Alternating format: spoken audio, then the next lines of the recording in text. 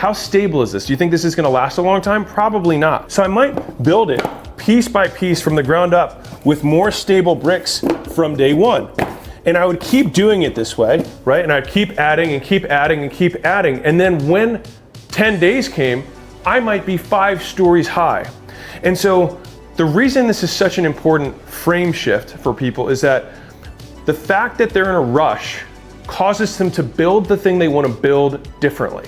The fastest way to get to this tall is to build it the exact way I did earlier, stack it end to end up to this point. But if I then said, I need you to build something that's 10 stories tall, you would never get there. And what happens is people get stuck, right? They get stuck at this level and they can't add another one on top. And they stay here and they're like, why can't I get my $1 million business to $10 million? And it's because you built it wrong to begin with.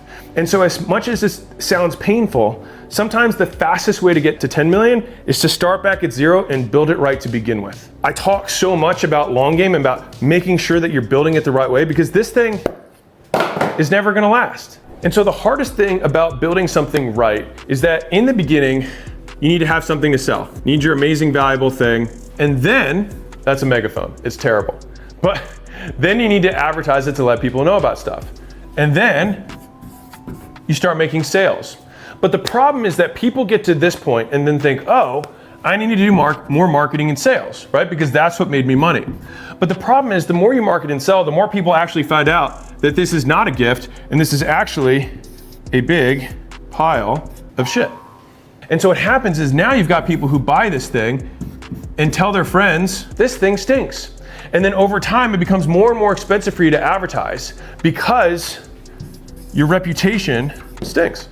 And so the right way to build it is to understand that you have to build the thing first, and then you gotta let people know about it. But then you don't crank on this.